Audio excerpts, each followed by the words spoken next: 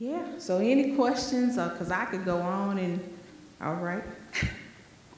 Well, if you're growing those acres and acres of vegetables, do you have a machine that picks it up off the ground, or do you always get volunteers to pick all of them? Well, our cooperative group, and it's one guy there, it starts from, that's our family farm, but we don't have no machines that picks the vegetables at all. I wish we could have an okra picker, but I haven't quite.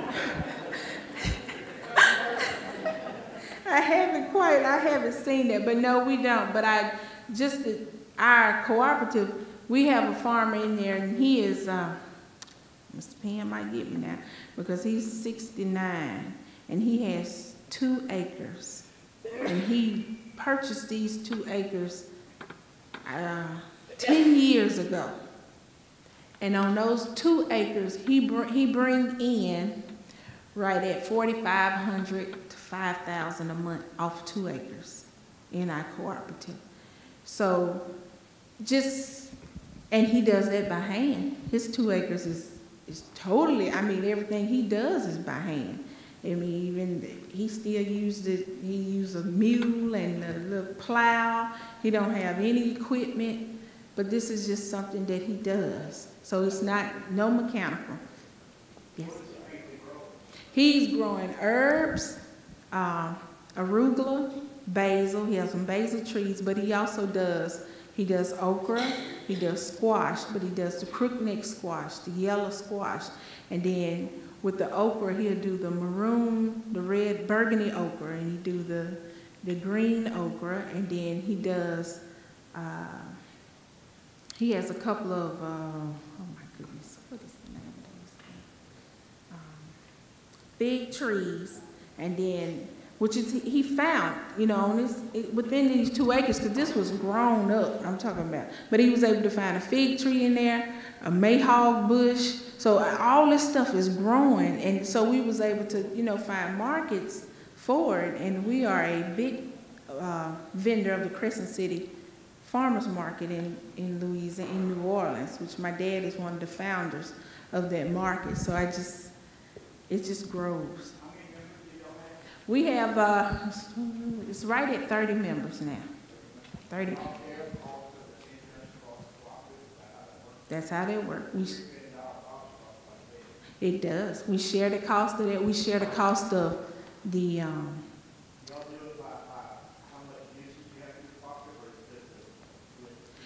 well, what it usually, it's a split fee that we all pay.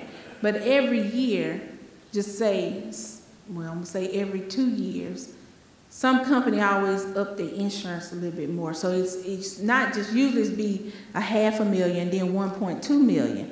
But now, so we try to get enough to say, okay, even if they do up it to 2 million, we know we got a $3 million liability. They do. Yeah, Whole Foods and Kroger, that's right. They carry about 2 million. So now we're trying to, well, we're not trying, because we did 5 successful runs this summer with my eggplants to the casinos. And so now, and I would say, what do they need for the farmer? Small farmer to have a liability insurance, and they got all the insurance liability in the world.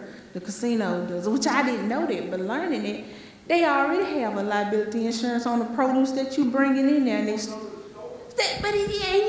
just, I say, why in the world they want to put a small farmer through that? They do it. They do it and try to get you where, where do you have this? And like John was saying earlier, GAP, HACCP, all these certifications, we end up having to learn, about that. And I think LSU and Southern Ag and Alcorn State University, because we didn't know nothing about those certifications when we started going to the school. Who knew? All we knew, we were growing produce, and we weren't using insecticide and pesticides. We just grow, we just growing you. You in a different, when you start doing that value added, that's why I say sometimes it's best to keep that penny. When I'm trying to go to that nook, I sell enough of them pennies, it'll add up. because when you pay for all that, it is, but it's learning. It's a learning process, and we've been learning it. We've been learning it slowly. Yes, sir. How did you get around the school regulations for bidding? Because state contracting is a nightmare. Yes, it is a nightmare. I didn't know nothing about it. But there's a threshold that the school system, that the food directors have to be able to purchase, which I didn't know until, like I said, going in there and just talking and just saying, look, we ain't trying to compete with Kraft, Food Alliance, Sodexo, because we can't do it. We can't compete. But tell me there's a way, you know, that we can work to be able to purchase local produce. We're not trying to do it every day. I would love it, but we don't have the acreage to be able, but we want to do it, you know, at least one semester. So what it is there's a threshold that some schools have, and if they don't have it, they can ask for it from the Department of Education, all Department of Education, to say that they want a, let me explain it how she explained to me. She says, if it's a storm and the kids have to have bread that day, and I can't get it from Sodexo, I have to go to the grocery store to purchase it. So I have to use my threshold cash that I have on hand. So if it's a local watermelon that I want the students to have, that means it can't come from Sodexo. It has to come from the local producers. So she has the threshold cash, and I've noticed some of it call it open market money that they have, but the food directors have advantage of being able to purchase pretty much what they would like to purchase, but it has to go through the channels with the Department of Education and have approval with it. What about WIC vouchers? Can people use WIC vouchers for locally grown produce? You can use WIC vouchers for locally grown produce, but it's not given to you when you sign up for women, infant, and children. You have to request to be able to have vouchers to get fresh produce on the WIC program, which in Louisiana I think is $12 a month. In Mississippi is $8 a month. And you can take those vouchers, and any farmer can accept them, but it's up to the farmer to be able to report them back to the state. And in Louisiana, you have to, you report back to the Department of Ag, or you actually can also let them know that you're interested in getting WIC vouchers, and they send clientele to you. Is that very widely done? Is that promoted, or is that just some weird thing? It's not promoted. It's really not promoted, because I've noticed even at some of the farmers markets that we do in Louisiana, like I do a lot in Louisiana and Mississippi, we get some out at those farmers markets, and what we've noticed is a lot of people, I don't know why, but they're embarrassed to use them.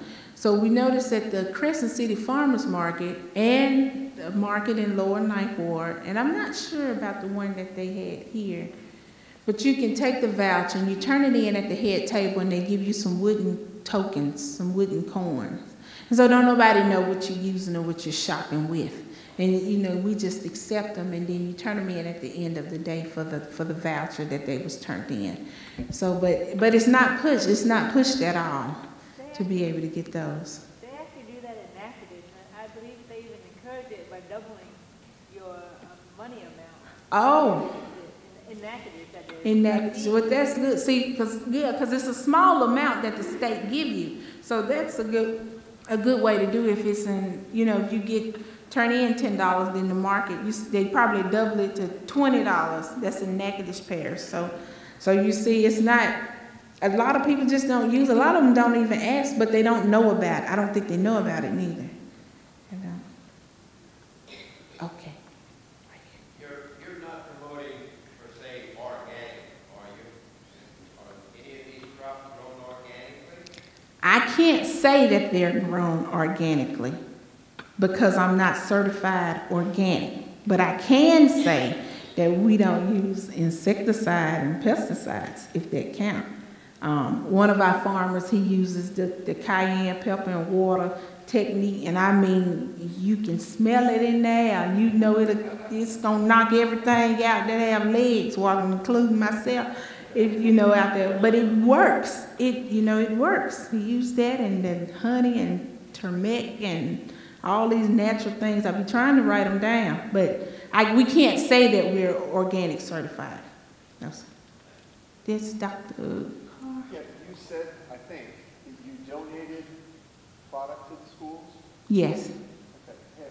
Started in '06, we started donating. In '08, we started getting paid. Okay, so it took like 2 years? It took 2 years. Two years to do it. But that was one school. So Dilbert, John Dilbert, Ash, and it's another one. It took them a little longer, but it was within 3 or 4 years we started getting paid, for it. And it was a good amount. It was a good amount. Yeah, it was. Wait a minute, it was somebody else before.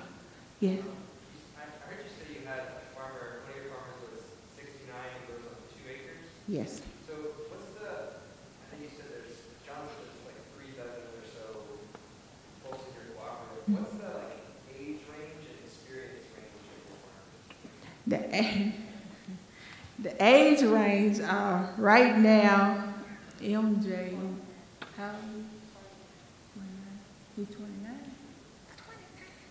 Okay.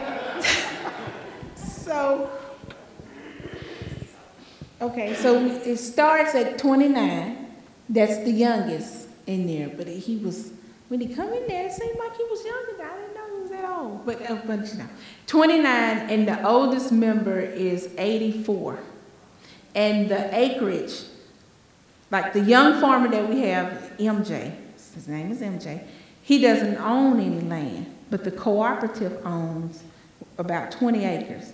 So we rent to him $1 a month for 1 acre.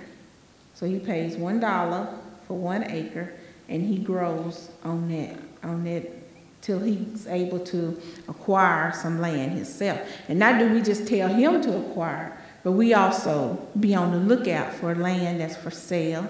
And then we as a co-op, we finance our member ourselves to be able to purchase that land if it's within reasonable cost and help him keep going on. So he doesn't have equipment, so he uses the co-op's equipment, and he works from there.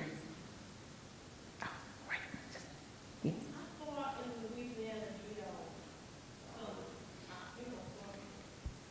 Well, we come from outside of Hattiesburg, which is Petal, Mississippi, and we come into Louisiana. We go from Slidell, and we come all the way to, I don't know what it is, west of Point Capee, and as far down as Plaquemine Parish with the oyster cooperatives. Baton Rouge, we do Baton Rouge, the Red Stick. We have a couple of members that was in the Red Stick market, and let me see, and that's about as far as I know. So I guess this Baton Rouge, Slidell, Plaquemine, Lafayette. It's almost like a little circle. And South Hammond. Yeah. And New Orleans, yes, sir. Yes. Yes. What's the distance of your farmers, your co-op? Our co-op. It's in Forest, Petal, Mississippi, which is Forest County.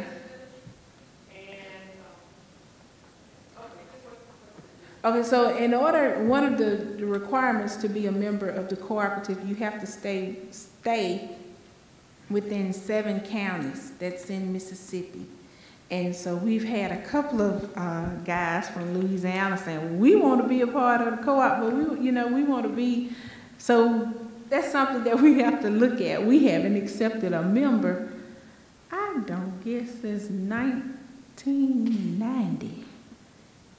Because they're so close, and you be so scared about somebody coming in. And I said, well, we got to open up. But it's 7 counties in Mississippi that you have to be able to live within. And then, it's a small application process that we go through, but they haven't let, the people come and be a part all the time, but hadn't had a new member. It's right at 30 members. So when I say 30 members, I would actually say it's probably about 22 active farmers. Yeah. And you share, maybe what you share, it's close enough where you can share your equipment and your knowledge. It's share the equipment for those that don't have it. Most of them have had it, they have their own equipment, but certain things that we do purchase that I try to get them to purchase that they don't have, because a lot of them have older equipment. So the newest item that we purchased is a traveling gun, which is my favorite. It's a traveling irrigation gun. Anybody know what that is? You know what it is. That's my favorite. It walks itself to the field. You turn it on, it walks out to the field. It'll water the whole 10 acres. And once it finishes, it rolls itself and walk itself back to the shed. I don't have to. So I don't have to get out there. I don't have to drive the tractor to spray. I don't have to get out there and spray. I don't have to do none of that. So they come and get that from the cooperative and, take it out, because I try to get the equipment that, that kind of take a little bit off you while you can do something else. So.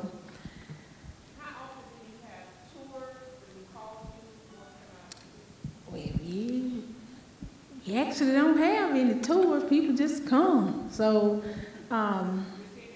just give a call and we'll set something up if you want to come out there. Okay, John.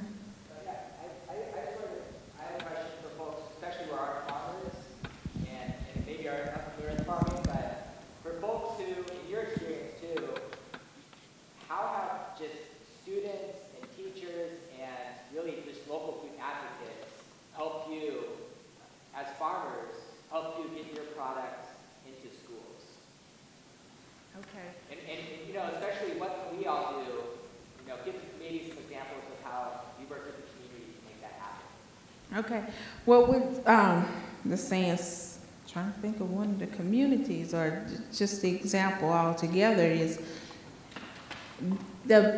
I don't know if the PTAs and the PTOs, the parent teachers, we had one of the ladies there, her child has very food allergies, food, which is something we learning about.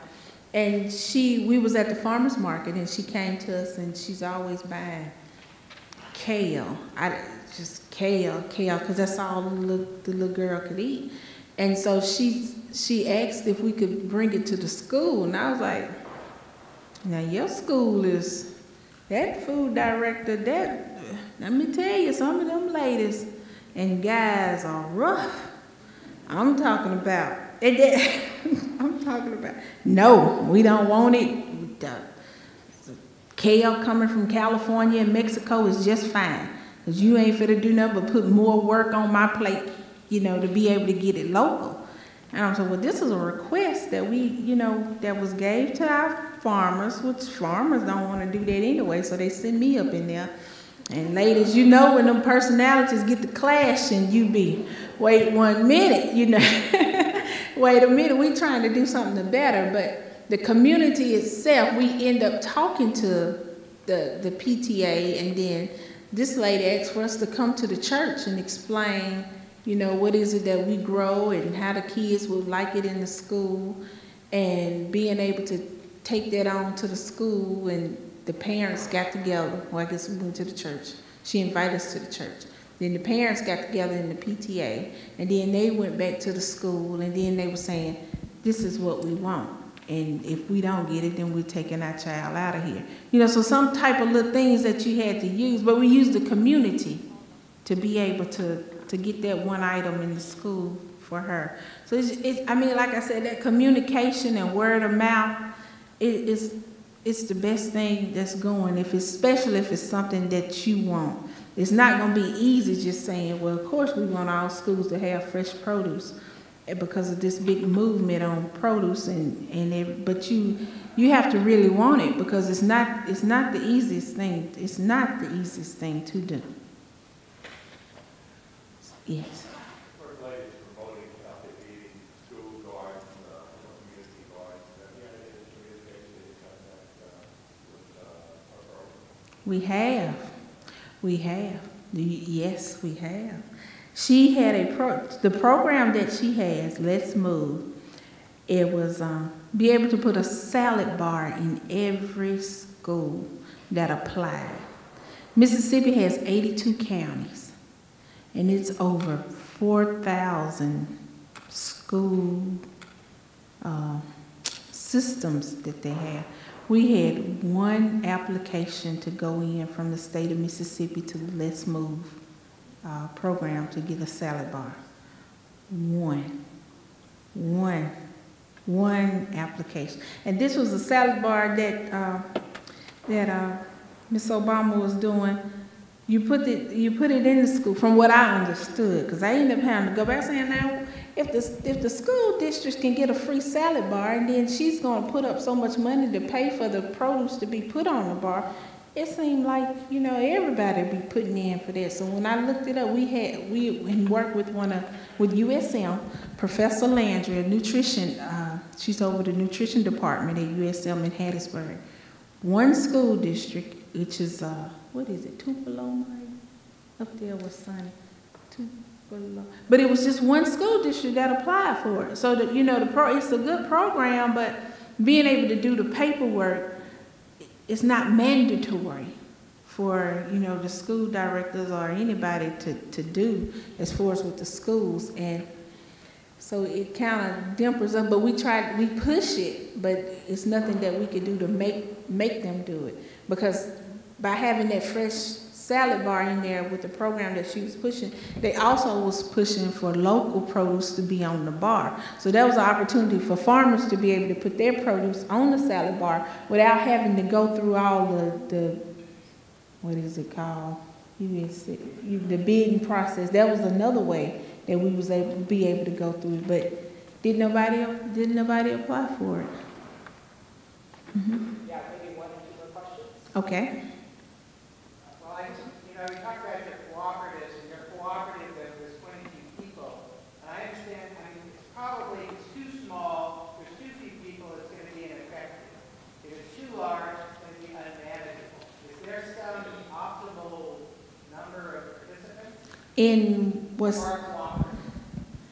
Well, for a cooperative, to start a cooperative, you got to have a reason. It has to be a benefit of the reason for them to come together. They have to be able to say, we all have this one common goal to meet. So even if it's 10 or if it's 200, it can work in a cooperative. But everybody got to have that same, that same common cause or that same goal to be able to work together.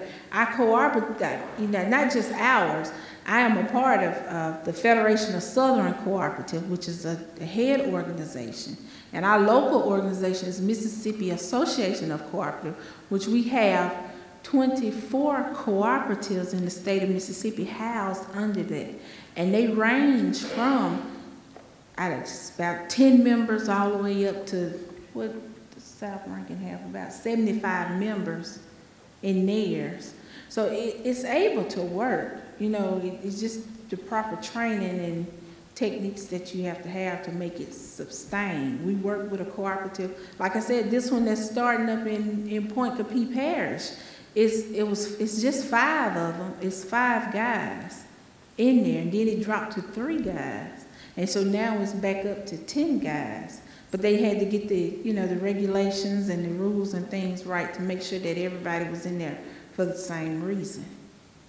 So it's a challenge to start off doing. But my thing is that one principle of the cooperative, the first principle of being in a cooperative is having the same goal, being able to have the same goal.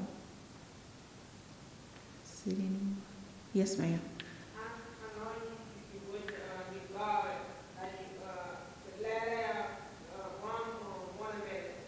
Mine personally?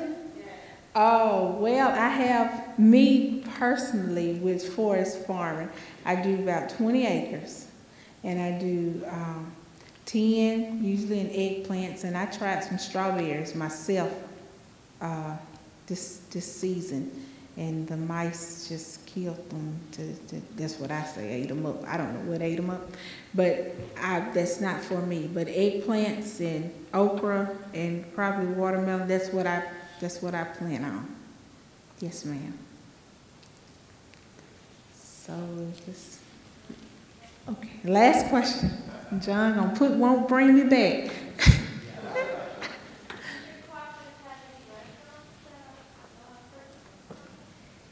Actually, we do. Emerald Degoski, he purchased a lot of produce from us for his restaurant, and I'm trying to think of the ones in Louisiana. The Renaissance restaurant in Hammond, they purchased from us. It's a place called the Market in Baton Rouge. They purchased. So we do a few restaurants, and gosh, I can't think of the other guy's name. The Blue Parrot or something in New Orleans. And we did Commander's Palace a couple of times in Louisiana, in New Orleans. So we do some restaurants. They don't purchase large, but they purchase things that we have to try to grow. Like, can you put a flavor in bay leaves? Who knows? I said, we can try to put a flavor in bay leaves. Could you plant it with, so, it's, you don't want to tell nobody no. I always say, well, I get with somebody at the university and see if we can cross it up or do something, just have different things. People are trying so much different things, so we try. That was just a strange question. What's the most intensive challenge in growing culture in California is water? What do you find the most intensive challenge?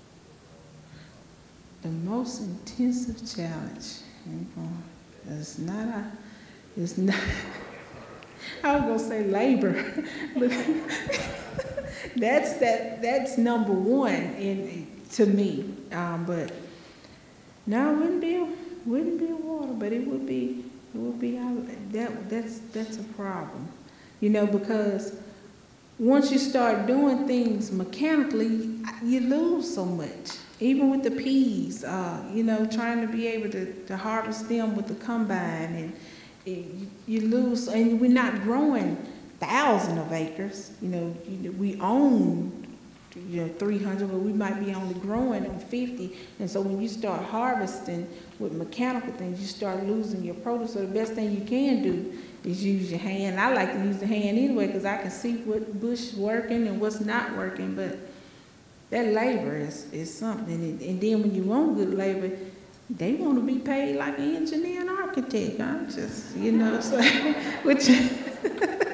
it's reasonable, but you have to figure all that in. So when it's best when like I said, I push cooperatives. It's in my heart. It's just in my soul, because I can't afford the labor, just say on my 10 acres. But one day a month, my guys will say, well, we're going to work on your place. We're going to help you harvest today. We're going to help you harvest, your crops. And so that's able to get my crops up, and then I'm able to go to somebody else's farm and help them within the cooperative. So thank you.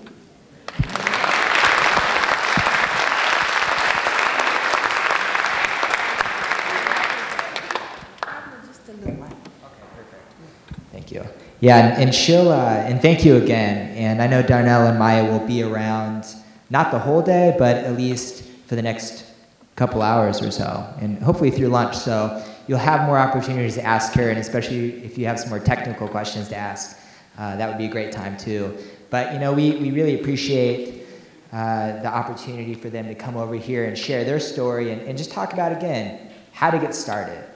So when you go and you meet the farmers out there, and I know for many of you, you're experienced on farms, you either work on farms, you visit farms. For some of you, you may be inexperienced on farms. So it's an opportunity to ask, how can we help you? How can we help you get your products into our schools? You know, I'm an advocate. I'm not necessarily a farmer. I'm not even a teacher. I'm not a school administrator. I'm a local food advocate, right? And so what's your role in this, in the farm to school movement here in central Louisiana too? So that's kind of for you to really figure out throughout the day.